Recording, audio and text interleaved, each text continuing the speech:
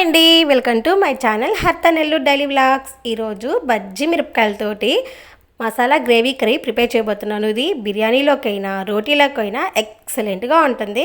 తయారీ విధానం చూసేద్దాం. అందుకు ముందుగా బాండలు తీసుకొని పచ్చి కొబ్బరి, నువ్వులు, వేరుశనగపప్పు, ధనియాలు అన్నీ కూడా 1 టేబుల్ స్పూన్ తీసుకోవాలి. అందులోనే చెక్క మొగ్గ కూడా వేసుకొని మెత్తగా మిక్సీకి అయితే పట్టుకోవాలి. ఆ తర్వాత అదే బాండల్లో 3 టేబుల్ స్పూన్ ఆయిల్ వేసుకొని చెక్క మొగ్గ, బిర్యానీ ఆకు కూడా వేసుకొని సన్నగా కట్ చేసుకున్న ఆనియన్ వేసుకున్న తర్వాత బాగా ఫ్రై అయ్యేంత వరకు అయితే ఫ్రై చేసుకోవాలండి. ఈ ఆనియన్ ఫ్రై అయ్యేలోపు నేనైతే బజ్జీ మిరపకాయలు అయితే తీసుకొని ఒక 10 బజ్జీ మిరపకాయలు అయితే తీసుకున్నాను. వీటిని ఇలా అయితే కట్ చేసుకుంటే సరిపోతుంది. ఇవి పక్కన పెట్టుకొని ఈలోపు ఆనియన్ కూడా ఫ్రై అయిపోయాయి కదా, అందులోనే అల్లం వెల్లుల్లి పేస్ట్ కూడా వేసుకొని పచ్చివాసన పోయేంత వరకు అయితే ఫ్రై చేసుకోవాలి.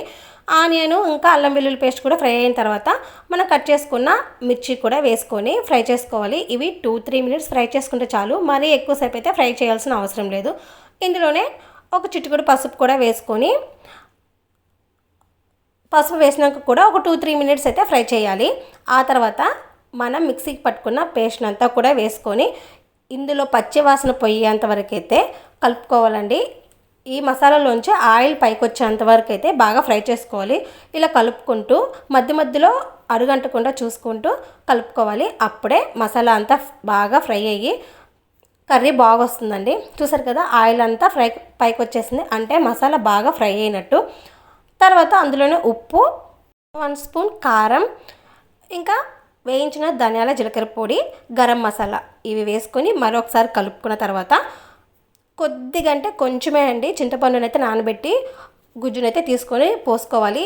అది ఎక్కువ పోసుకున్నారంటే పుల్లగా అయిపోతుందండి. మసాలా గ్రేవీ కర్రీ పర్ఫెక్ట్గా రాదు.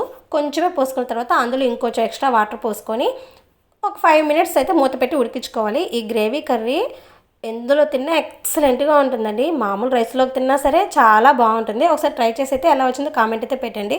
సబ్స్క్రైబ్ చేసుకోండి మర్చిపోకుండా. ఇలా ఉడుకుతున్నప్పుడు మూత పెట్టి అయితే ఒక 5 మినిట్స్ ఉడికించుకొని మళ్ళీ మూత తీసి అందులోనే కొత్తిమీర కూడా వేసుకొని ఒక 5 మినిట్స్ మళ్ళీ అయితే ఉడికించుకోవాలి. ఇది మరీ పలచగుంటే బాగోదండి. కొద్దిగా మరీ చిక్కగా ఉండకుండా కొద్దిగా గ్రేవీ ఉండేటట్టుగా ఉంచుకోవాలి. అంతవరకు అయితే ఉడకపెట్టుకోవాలి. మరీ ఎక్కువ కారం వేసుకోవద్దు, మళ్ళీ ఎక్కువ మసాలాలు కూడా యాడ్ చేసుకోవద్దండి. అన్నీ కూడా లిమిట్గా వేస్ట్ చేసుకుంటే చాలా బాగుంటుంది. రోటీలోకైనా బిర్యానీలోకైనా ఎక్సలెంట్గా ఉంటుందండి. ఒకసారి ట్రై చేసి ఎలా వచ్చిందో కామెంట్ అయితే పెట్టండి. ఇంకా నా వీడియో మీకు నచ్చినట్లయితే సబ్స్క్రైబ్ చేసుకోండి, లైక్ చేయండి, షేర్ చేయండి, కామెంట్ పెట్టండి.